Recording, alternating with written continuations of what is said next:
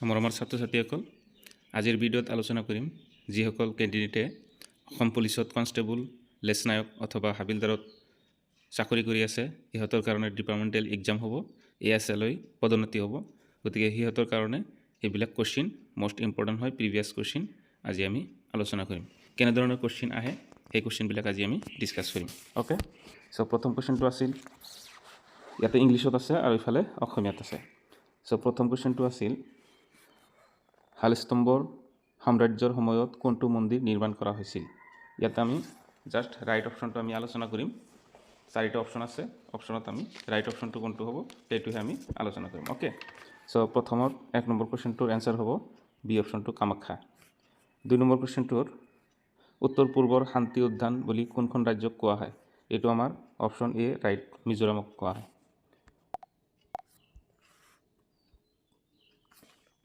3 number কুৱেশ্যনটো আছিল, গুৱাহাটীৰ প্ৰথম শৰাইঘাট দলংখন কিমান চনত নিৰ্মাণ কৰা হৈছিল? ইয়াত আমাৰ ৰাইট অপশ্যনটো হ'ল 1962 চনত। 3 নম্বৰ, অ'কে, বিশ্বকাপ ক্ৰিকেট টুৰ্ণামেণ্টত ভাৰতে পাকিস্তানত কিমানবাৰ হৰুৱাইছিল? 4 নম্বৰ অপশ্যন হ'ল চি অপশ্যনটো ৰাইট এনচাৰ। তোমালোকে নোটছ কৰি লৈ ল'বা, আপোনালোকে নোটছ কৰি লৈ ল'ব। চ' 5 নম্বৰ কুৱেশ্যনটোৰ আছিল, অমৃতপ্ৰভা কাৰ জীয়ৰী আছিল যি কাশ্মীৰী ৰাজকুমাৰ মেঘবাহনৰ সৈতে বিয়া হৈছিল? ইয়াত আমাৰ ৰাইট অপশ্যনটো হ'ল চি, ভাস্কৰ বৰ্মন। 5ৰ right option C. East India কোম্পানীয়ে কছাৰী ৰাজ্য কাঢ়ি লৈছিল কাৰণ ইহঁতৰ 6 নম্বৰৰ অপশ্যনটো আছিল বি অপশ্যন ৰাইট, অব্যৱস্থাপনা, মিছমেনেজমেণ্ট।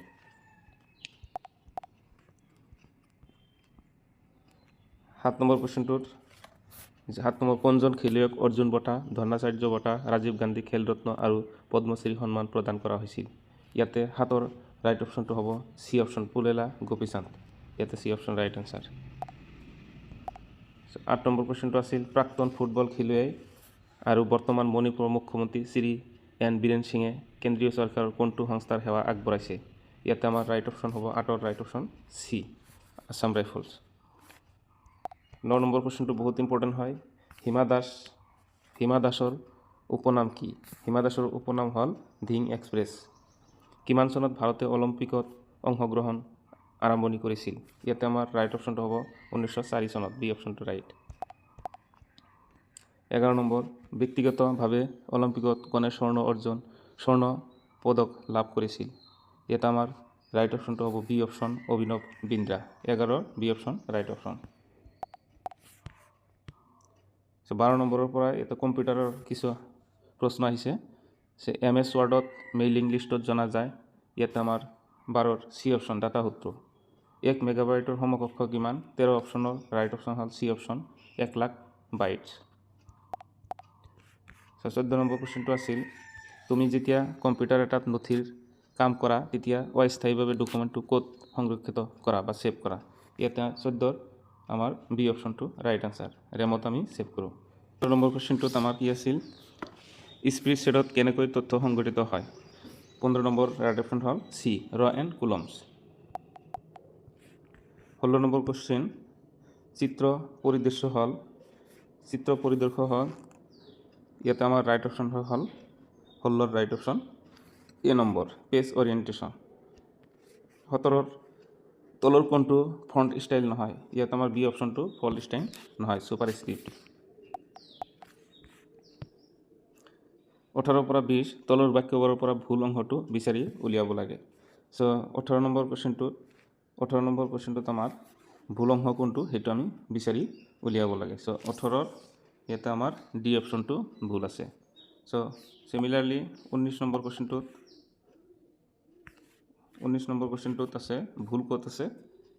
চি অপশ্যনত ভুল আছে। ৰিপিট ইন দা, ইয়াতে ভুল আছে। 20 অপশ্যনত আমাৰ ইয়াতে বি অপশ্যনটো ভুল আছে। চ' ক'ত ভুল আছে সেনেকৈ আমি উলিয়াব লাগে। শুদ্ধ শব্দৰ খালী ঠাই পূৰণ কৰিব লাগে। ইয়াতে 21ৰ পৰা 22লৈকে আছে। চ' দুটা কুৱেশ্যন। চ' 21 নম্বৰটোৰ এনচাৰ হ'ব ইয়াতে C option, Neil Armstrong was the first man to walk the moon. So' 22 number কুৱেশ্যনটোত আছিল ইয়াতে ইজ হ'ব, এ অপশ্যনটো ৰাইট আনচাৰ। 23ৰ পৰা 27 খালী ঠাইত শুদ্ধ উত্তৰ লিখা। The regulation R fairly simple বাট, ইয়াতে কি হ'ব? ইয়াতে 23, 24, 25, 26, 27 ইয়াতে আমাৰ তলত আছে সেইকেইটা আমি এনচাৰটো জাষ্ট টিক মাৰি দি দিম অ'কে 23 নম্বৰটোৰ 23ৰ এনচাৰ হ'ব চি অপশ্যনটো ৰাইট এনচাৰ পিপুল 24ৰ ৰাইট খালী ঠাইখিনি তোমালোকে পূৰণ কৰি ল'বা অ'কে 24ৰ ৰাইট অপশ্যন হ'ব বি 25ৰ ৰাইট অপশ্যন হ'ব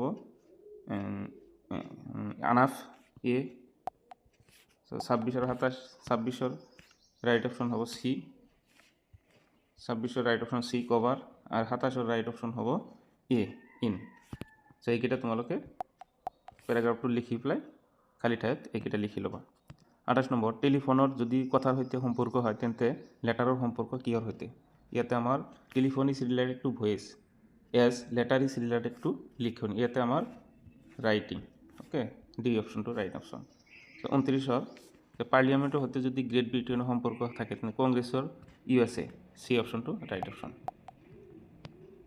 30 নম্বৰ কুৱেশ্যনটো আছিল 13ৰ তলৰ কোনটো কুস্তি কাৰাটে বক্সিং খেলৰ সৈতে সাদৃশ্য আছে এইটো judo D number right option 31 আৰু 32 প্ৰশ্নত উল্লেখ কৰা প্ৰথম দুটা শব্দৰ সম্পৰ্কটো লক্ষ্য কৰি তৃতীয় শব্দটোৰ সম্পৰ্ক উল্লেখিত শব্দৰ পৰা বিকল্পটো বাছি উলিয়াব লাগে চ' ইয়াতে আমাৰ 31ৰ পৰা 32 নম্বৰ কুৱেশ্যনটো চোৱা চ' 31 নম্বৰ কুৱেশ্যনটো কেলেণ্ডাৰত যদি তাৰিখ হয় অভিধানক আমি কি কৰিম শব্দ উলিয়াম হয়নে যে অ যদি ৰোগ ভাল কৰে কিতাপত আমি কি হ'ব জ্ঞান অৰ্জন হয় হয়নে নলেজ হয় ইয়াতে বি অপশ্যনটো ৰাইট অপশ্যন তলৰ ভিন্নভাৱে মিল থকা যোৰাটো বাছি উলিয়াব লাগে ইয়াতে আমাৰ টান কোমল যদি টান হয় বিপৰীত শব্দ কোমল হ'ব দীঘল চুটি হ'ব লাগিছিল কিন্তু এই অপশ্যনটো ৰাইট হ'ব মিঠা ঝালা ঝুঙা ভটা ইয়াতে আমাৰ বি অপশ্যনটো ৰাইট অমিল যোৰাটো বাছি উলিয়াব লাগে ইয়াতে ভলিউম যদি লিটাৰত সময় ছেকেণ্ডত মিটাৰ দিগ মিটাৰত কিন্তু চাপ আমি বেৰমিটাৰত নজোখোঁ গতিকে আমাৰ ডি অপশ্যনটো ৰাইট চ' 33 আৰু 34 হৈ গ'ল এইখিনি চোৱা 35 নম্বৰ কুৱেশ্যনটো আছিল 3579 ক্ৰমত 1লৈ গ'লে সংখ্যাটো হ'ব 1লৈ যদি যাওঁ এনেকৈ যদি আমি 1লৈ যাওঁ তেতিয়া আমাৰ সংখ্যাটো কিমান হ'ব ইয়াতে 35ৰ ৰাইট অপশ্যন হ'ব চি ইয়াতে আমাৰ চি অপশ্যনটো 199 হ'ব তলৰ চিৰিজটো ৰৈ যোৱা সংখ্যাটো বিচাৰি উলিয়াব লাগে W144 S100 তেনেহ'লে আমি Q81 O64 অ'কে এইখিনিত কি হ'ব তেনেহ'লে অ'কে ইয়াতে আমাৰ হ'ব ৰাইট অপশ্যনটো হ'ব এ ভি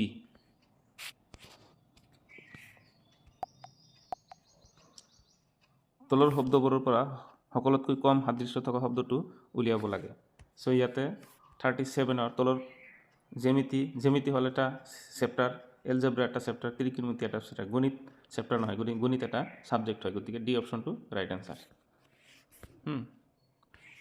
আৰু 38ৰ অমিলটো বিচাৰি উলিয়াব লাগে কপাৰ টিন পিতল জিং ইয়াতে আমাৰ 38ৰ চি অপশ্যনটো পিতলটো বেলেগ বস্তু কপাৰ টিন আৰু জিং একে গতিকে পিতলটো অমিল 39 ৰাজনে মহিলাগৰাকীলৈ আঙুলিয়াই কৈছিল তাই সেই মহিলাগৰাকীৰ জীয়েক যিগৰাকী মোৰ স্বামীৰ মাক মহিলাগৰাকী ৰাজনৰ কোন হয় পিহি হয় এইটো এই অপশ্যনটো ৰাইট 40 নম্বৰ কুৱেশ্যনটো এক্সপ্লেনেশ্যনক যদি কোড ভাষাত এইখিনি বুজায় তেনেহ'লে অভিয়াছলি কিহেদি বুজাব চ' ইয়াতে ই লিখিছে হয়নে এক্সৰ পিছত ৱাই লিখিছে তেনে অ' লিখিম আমি আৰু বিৰ পিছত চি লিখিম চ' অ' চি হৈ গ'ল হয়নে অ' চি হৈ গ'ল ইয়াতে পি কিউ চ' আমি ইয়াতে লিখিম V P Q V W লিখিম হয়নে ডব্লিউ লিখিম গতিকে আমাৰ 40ৰ ৰাইট অপশ্যনটো ডি হ'ব তোমালোকে চাই ল'বা 41 ট্ৰিপলক যদি এইখিনি দি কোডত বুজায় তেনেহ'লে ডিছপচক আমি কোনটো বুজাম টিৰ পিছত এছৰ পিছত ইয়াতে ফাৰ্ষ্টত এছৰ পিছত টি লিখিছে এছ টি কিউ আৰ এনেকৈ লিখিব লাগিব তেনেহ'লে ইয়াতে ইয়াৰ পৰা যিকোনো এটা লিখিব লাগিব লিখি পেলাই ইয়াত এইটো আৰু এইটোৰ লগত তুলনা কৰিব লাগিব চ' ইয়াতে আমাৰ 41ৰ ৰাইট অপশ্যন এইটো হ'ব 42ৰ পৰা 44লৈ তলৰ কথাখিনিৰ ভিত্তিত কৰা হৈছে A B C D F নাটক 6খন মঞ্চত সোমবাৰৰ পৰা শনিবাৰলৈ মনস্থ কৰা হ'ল। নাটকখন মনস্থ কৰাৰ নিয়ম নিৰ্ধাৰণ কৰা আছিল এনেধৰণৰ: এ. নাটকখন শুক্ৰবাৰ প্ৰদৰ্শন কৰা নহ'ব। চি. নাটকখন তালিকাৰ প্ৰথম দিনা মনস্থ কৰা নহ'ব। ডি. নাটকখন বুধবাৰে মনস্থ কৰা হ'ব, কিন্তু চি. নাটকখন প্ৰদৰ্শন কৰাৰ পিছতহে প্ৰদৰ্শন কৰা নহ'ব। ডি আৰু এফ দুয়োখন প্ৰদৰ্শনৰ মাজত 2টা দিন থাকিব। ই নাটকখন এ নাটকখনৰ মনস্থ পিছতহে প্ৰদৰ্শন কৰা হ'ব। এইখিনি তোমালোকে ভালকৈ বুজি ল'বা, তাৰপিছত তোমালোকে কোনটো অপশ্যন হ'ব সেই অপশ্যনকেইটা ৰাইট দিবা। অ'কে, চ' মই এনচাৰটো কৈ দিছোঁ। 42ৰ এনচাৰ হ'ব বি নম্বৰ, 43ৰ এনচাৰ হ'ব ডি নম্বৰ। ইয়াতে ডি অপশ্যনটো ৰাইট। ইয়াতো 43 ডি অপশ্যনটো ৰাইট, ডি অপশ্যন। চ' 44ৰ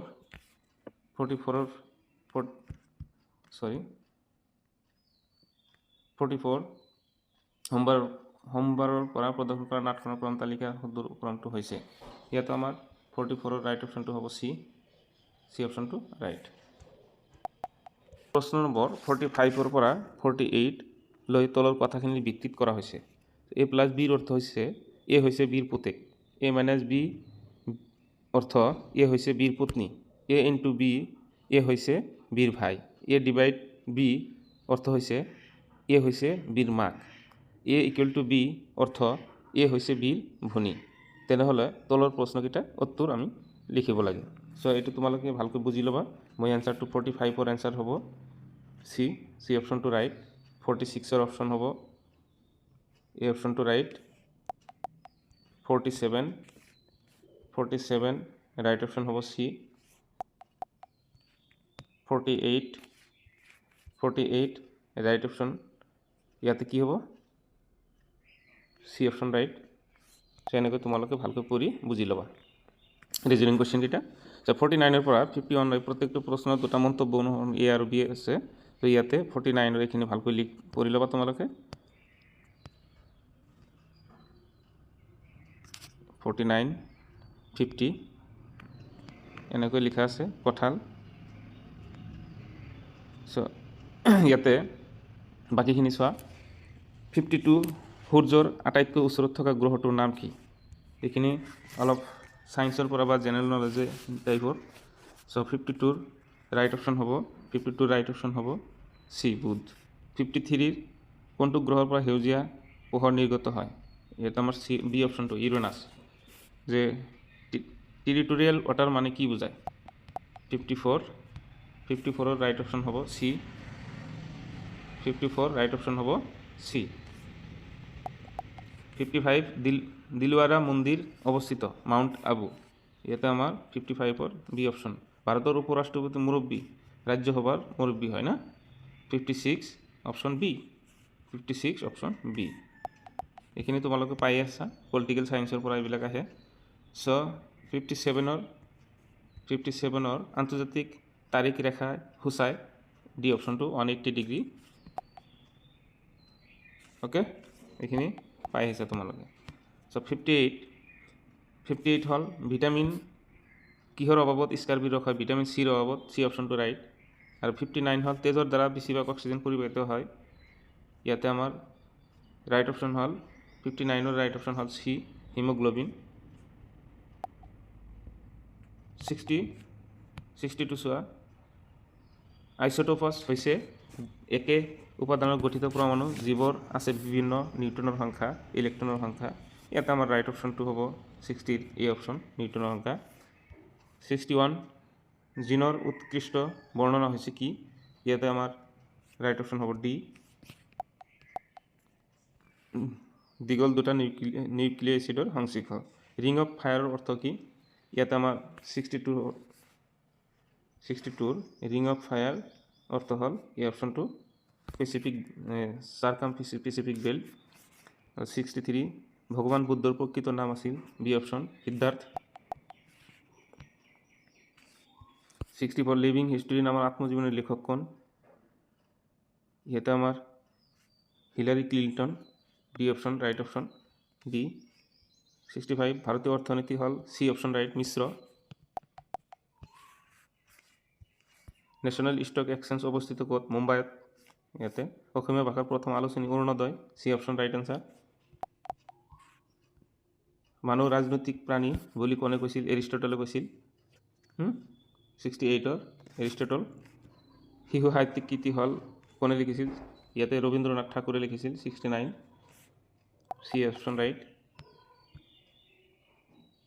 সৰি, ইয়াতে